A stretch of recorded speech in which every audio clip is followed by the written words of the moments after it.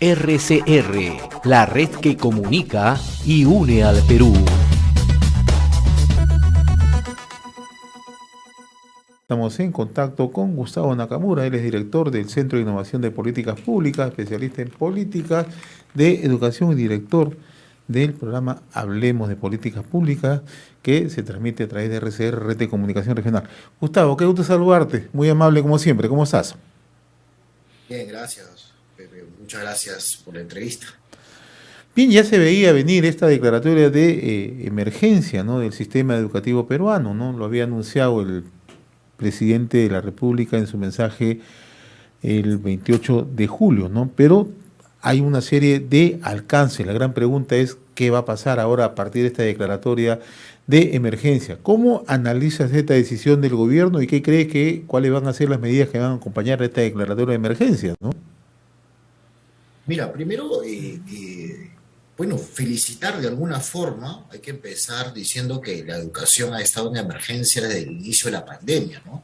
¿Te acuerdas tú cuando teníamos algunas entrevistas y tú todavía estabas uno de los primeros que podías ir a cabina y nosotros estábamos todavía en estas largas cuarentenas y encerrados y hablábamos de la situación de emergencia que estaba viviendo el país y en las zonas rurales con mucho mayor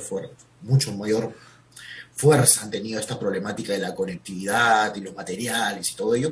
Bueno, ha pasado año y medio, un poco más, y ahora se declara en emergencia. Yo saludo que lo hayan decretado, y la pregunta es, ¿qué viene en ese plan? Porque ese plan va a implicar varias cositas, ¿no? Primero, el primer punto es el tema de la vacunación y los círculos epidemiológicos o con qué condiciones se va a regresar a una semipresencialidad.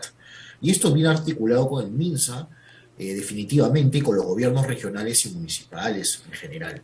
Esto supongo que esperamos toda la población en ese plan de emergencia.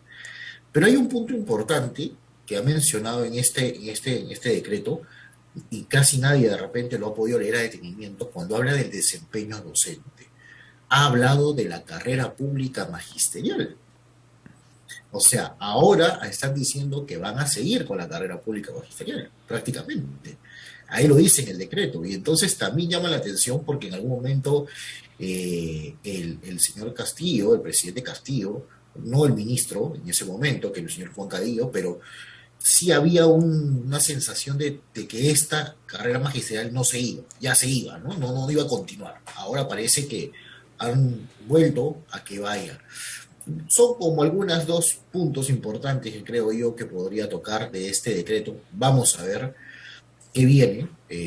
A mí, sí, solamente te digo, me causa preocupación. Hay una ola muy grande no la tercera ola del COVID, sino una ola muy grande de que mediáticamente de que hay que retornar a clases ya. El día de ayer yo estaba en un foro donde estaba el ex ministro Idel Bessler también. Y todo el mundo habla de un retorno rápido que se necesita, y es correcto. Yo creo que hay una necesidad y hay un tema de urgencia. La gran pregunta que hacemos desde acá es quién va a tener la responsabilidad de los contagios que suceden en este momento.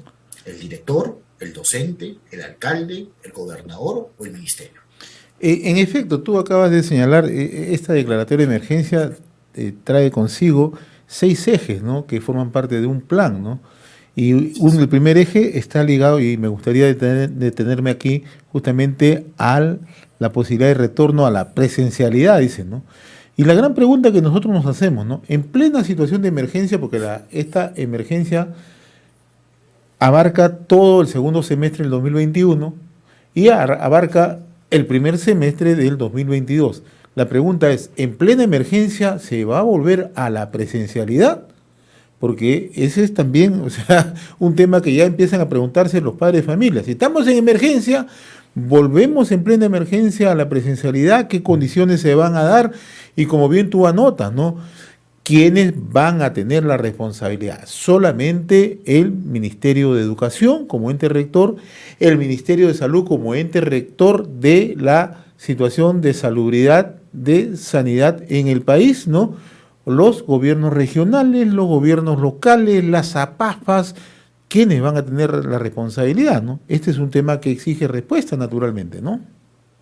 Y un tema más, ¿quién va a tener la responsabilidad y qué opinan los maestros? Y los maestros, voy a ser claro, los maestros que están con el nuevo gremio de la FENATEP, va a ser los maestros del SUTEP, va a ser los maestros del CIMA, va a haber un choque de trenes ahí en los maestros. O sea, no es tan sencillo como algunos plantean. Yo creo que lo que tiene que hacer el gobierno, en mi modesta opinión, conversando con muchos expertos en salud pública, es empezar un proceso de, ellos le llaman modelos escalonados o pilotos, porque en el Perú no hay evidencia, las evidencias que tenemos es en zonas rurales, y las pocas que hemos tenido en zonas urbanas o periurbanas, creo que el nivel de contagios no ha sido bajito, ha sido más alto. Entonces creo yo que primero hay que empezar con ellos si queremos una semipresencialidad. El gran problema, como tú lo dices, José, es que estamos a punto de entrar a una tercera ola, que ya algunos mencionan que estamos llegando cerca al borde nuevamente, por tercera ola consecutiva, de las camas UCI. Entonces, esto parece un cuento que seguimos diciendo de hace año y medio, y entonces la situación se compleja, es muy compleja, los procesos de vacunación deben seguir, entonces en realidad no es tan sencillo regresar como queramos a una presencialidad porque queremos regresar solamente. ¿Es necesario, es urgente? Sí es necesario, es cierto. Hay grandes estudios que hablan de los aprendizajes y todo ello. Yo invitaría al ministro Cadillo, si me permite, con el gusto también de conocerlo y el aprecio que le tengo a su persona, es que, por ejemplo, haga una evaluación de los aprendizajes que los chicos han conseguido en los últimos 2 años y que demuestra a la población como gran maestro que es, decir, señores, estos son los resultados que tenemos ahorita. Nos va a costar tanto en una proyección para poder conseguir los aprendizajes. Creo que es oportuno saber cifras reales y concretas en qué estamos en el sector en este momento. Espero que en esa normativa que saquen ese plan de emergencia esté ello, ¿no? Ahora, la otra variable que se va a tener que despejar justamente en el marco de esta emergencia decretada por el gobierno es uno, ¿no? El gobierno va a estar en capacidad de vacunar, ¿no?, en los periodos previstos a los 400.000 maestros, tanto en zonas urbanas, en zonas rurales del país, punto uno, ¿no?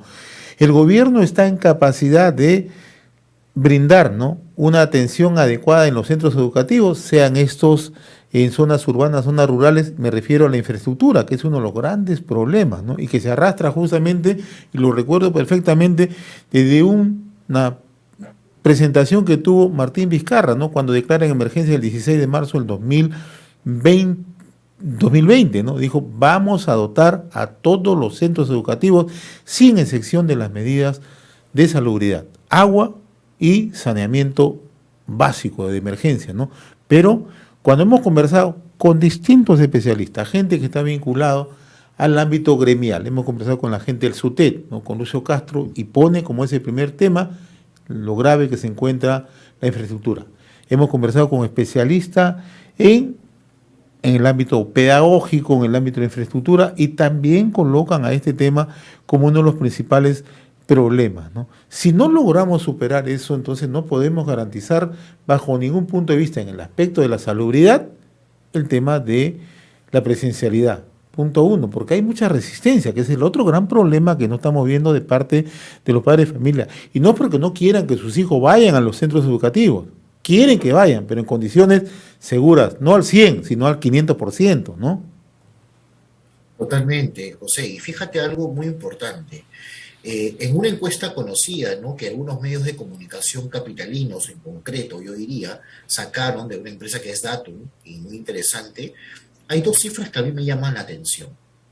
Una es que decían que el Estado debería priorizar el tema educativo del 90%, pero me sorprende que solamente los padres de familia, entiendo que han sido padres de familias encuestados a nivel nacional, el 15% ha percibido que educación haya sido una priorización en los últimos tiempos, o no decir los últimos gobiernos, ¿no? Entonces, ¿dónde está la popularidad de los gobiernos anteriores? Me pregunto, ¿no? Si ahora dicen 15% se ha priorizado el tema educativo. Eso llama la atención que es en Lima, donde el proceso de vacunación es mucho más rápido, los vacunatones son los que tienen menor porcentaje de querer regresar a la presencialidad.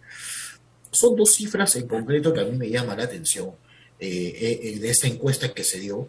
Y lo que tú acabas de mencionar con el maestro Lucio Castro del SUTEP es algo que ellos vienen diciendo todo el tiempo.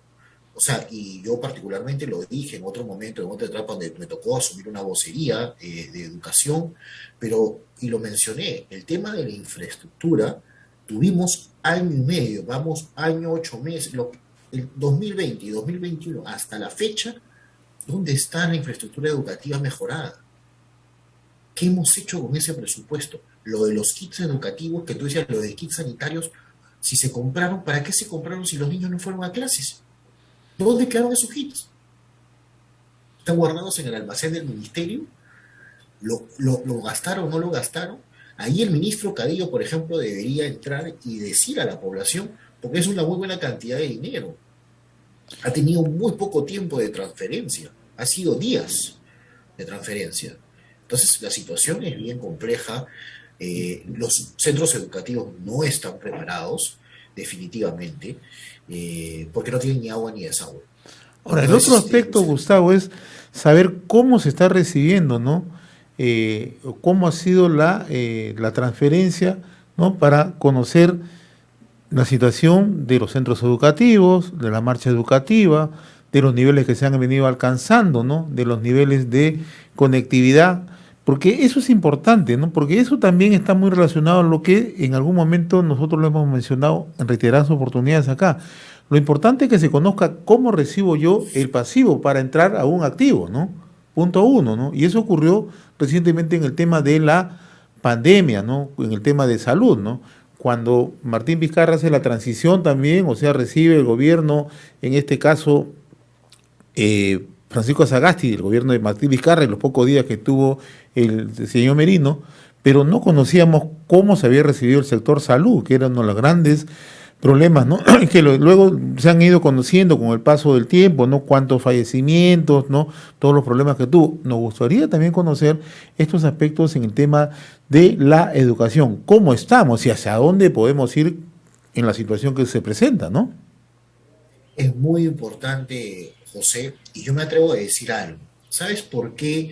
Y la población tiene que tener en cuenta algo. ¿Y sabes por qué no se da a conocer esto? Porque es muy sencillo. En los últimos años siempre hemos estado con los mismos funcionarios dando vueltas. Hay algunos funcionarios que obviamente han hecho una carrera interesante en el Estado y felicitamos que haya muy buenos funcionarios públicos porque no todo es malo, hay que decirlo. Pero también hay esa sensación de tapar lo que el otro hizo, ¿no? Entonces, yo creo que ahí tiene la gran tarea el ministro Cadillo, siendo maestro, ha tenido premios a nivel internacional, y que tenga la muñeca suficiente para poder decir a la población, ¿no? Realmente cómo estamos en el sector. No solamente basta el tema del decreto de urgencia, la emergencia sanitaria, es importante decir a la población con toda la franqueza, estamos aquí, hemos recibido un gobierno así, en los últimos años se hizo esto y no se hizo esto. Es fundamental. El tema es que probablemente se ganen enemigos políticos y eso, tú sabes que en política la situación es muy compleja. La verdad que no es fácil la situación del país. Hace un rato tuve una entrevista en un medio de Piura, ¿no? Que me preguntaban sobre la situación y los maestros están sumamente preocupados, ¿no? Sumamente preocupados con querer regresar rápidamente a la presencialidad y me decían que las vacunaciones no están avanzando como esperaban y el tema de la reactivación económica. No basta con bonos, no basta con darles becas, porque acuérdense que de un solo cuero salen las correas. Y ese cuero, en el caso peruano, ya está siendo muy gastado y estamos subiendo índices muy altos en los temas de endeudamiento. Es importante saberlo, mirarlo también a nivel macro, ¿no? Entonces, hoy la educación está en emergencia en el país, siempre lo estuvo. Creo yo que aquí en RCR lo dijimos desde antes, ¿te acuerdas? Siempre dijimos la situación que se venía y hoy se hace una realidad lastimosamente. Esperemos los primeros pasos que dice este plan de emergencia sanitaria, pero solamente le invocaría y como te pediría es que no cierren las puertas al mundo privado, no cierren las puertas a la sociedad civil, apóyense de todos porque esta es una tarea de todos realmente. Estamos dialogando con Gustavo Nakamura, él es el director del Centro de Innovación de Políticas Públicas. Yo quería detenerme ya como un tema de pregunta, Gustavo, a un tema que están planteados en uno de los ejes, en el eje número 2, ¿no? El tema que está vinculado al tema de la carrera pública magisterial, ¿no? Las veces que hemos conversado con el profesor Juan Cadío León, en realidad prestigioso, un tipo muy bien intencionado, me parece que eh, ahora prevalece, de acuerdo a lo que más o menos plantea este eje, prevalece lo que él planteaba, ¿no? No desaparecer la ley de carrera magisterial, la meritocracia, ¿no? Sino ir fortaleciéndola, ¿no? Pero faltan más detalles, naturalmente, para ir conociendo. Y en esta declaratoria de emergencia está tocado ese tema, ¿no? Como otros temas que son, como yo te reitero, bien intencionados, vamos a ver cómo se aplican, ¿no? ¿Cuál crees tú que en este tema de la carrera pública magisterial, que es un tema que siempre ha estado en debate, ahora se tengan que adoptar medidas hacia adelante en medio de esta emergencia? Sí, yo creo que las medidas van con el tema de nombramientos, las evaluaciones para nombramiento. Ahí va a ser el tema que hay que revisar y qué va a plantear él o su equipo. Acuérdate que hoy día ha salido la resolución junto a esta, la renuncia de o ya la renuncia de la viceministra, la señora Quilla Miranda. Por lo tanto, ya no tiene viceministra de gestión pedagógica. Él tiene un nuevo LOF que creó el ministro, que se aprobó hace poco en la anterior gestión. Ya no hay viceministro, ahora hay un nuevo viceministerio de gestión básica, de educación básica y de gestión superior, de educación superior, perdón. Entonces ya va a cambiar el LOF, o sea, está sin viceministra. Me acabas de decir el tema de la rama magisterial, el tema de los docentes, el tema del SUTEP, el tema de los gremios, o sea, cómo sentarse con todos ellos con el descontento que hay por también la nueva federación, la nueva agremiación o sindicato reconocido por el ministro de Trabajo, como es el AFENATEP, vinculado al presidente Castillo. Es bien complicado, la verdad, no sabemos qué presentará en la carrera pública. Yo creo va a ir por temas netamente de nombramiento y el tema de evaluaciones.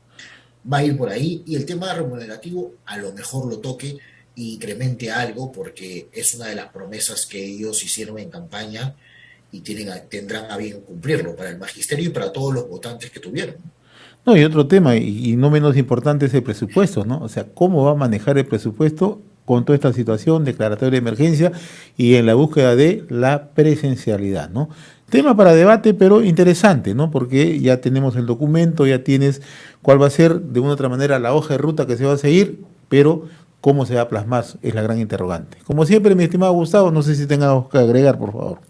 Sí, solamente desearle lo mejor de los éxitos, ¿no? Al ministro Cadillo en este equipo que supongo que estará armando, tener en cuenta que tiene un congreso de contrapeso, al otro lado tiene la Comisión de Educación, a otro partido político, no son ellos los que lideran el sector de la Comisión de Educación del Congreso, va a tener que consensuar muchísimo en esta historia para que la educación del Perú salga adelante. Yo la verdad espero que así lo haga, porque al final es el ciudadano de a pie, es aquel persona que está en diferentes zonas de nuestro país, que no ha llegado a la educación, todavía de repente no le llega a sus vacunas, tiene un problema económico grande, esa es la situación que estamos viviendo, así que ojalá que para el bien del país sea un muy buen plan, pero no que se quede en el plan, Y sino no que se quiero dejar trabaje. de mencionar algo que hemos conversado también contigo, Gustavo, ¿no? Hoy, mira, se da a conocer este decreto supremo, la emergencia del sector educativo, ¿no? Horas después, el Acuerdo Nacional entrega una serie de propuestas consenso al presidente de la República y entre ellos está el tema educativo, ¿no? Entonces, ¿cómo vas a conjugar eso, no? Esos dos factores, ¿no? Declaras una emergencia, pero tienes que buscar que consensuar con lo que te está planteando el Acuerdo Nacional, toda vez que el propio presidente ha dicho vamos a recoger estas propuestas. Y tú, las veces que he conversado contigo, decías que hubo avances interesantes en el Acuerdo Nacional en materia educativa, ¿no? Muchísimos avances. Bueno, en ese momento no estaba el ministro actual, no pertenecía a un gremio. Yo sí asistí y estaba el congresista, hoy congresista Alex Paredes, por ejemplo, de Perú Libre. Como decano del Estuvo, Colegio de Profesores, ¿no? exacto, estuvo como decano, estuvo también el ex secretario general, creo que fue Jamer Villenas, ¿no? Que también sale con nosotros. O sea, tuvimos varios actores, ¿eh? Estuvo gente vinculada a la educación privada, a partidos políticos. Yo creo que ahí hubo un consenso interesante y parte de esos acuerdos supuestamente hoy día han debido entregarles en el acuerdo nacional, que no está tan alejado de las cosas que se han propuesto en diferentes campañas políticas, en la campaña política, pero en el caso de la carrera magisterial, el acuerdo nacional es clarísimo en la meritocracia. Ahí fue algo puesto sobre piedra, todos casi suscribieron el tema y entiendo yo que no va a tener dificultad en enlazarlo. Esperemos que así sea. Gustavo, como siempre ha sido un gusto conversar contigo, quedan muchos temas que comentar y seguramente ya cuando vamos a conocer en detalle ya lo que va a aplicar el gobierno o qué forma parte de esta declaratoria de emergencia para seguir analizando y compartiendo puntos de vista, opiniones y además, ¿no?, propuestas que son interesantes en un tema tan sensible como es el sector educación en medio de esta pandemia. Un fuerte abrazo, Gustavo, como siempre. Gracias. RCR, la red que comunica y une al Perú.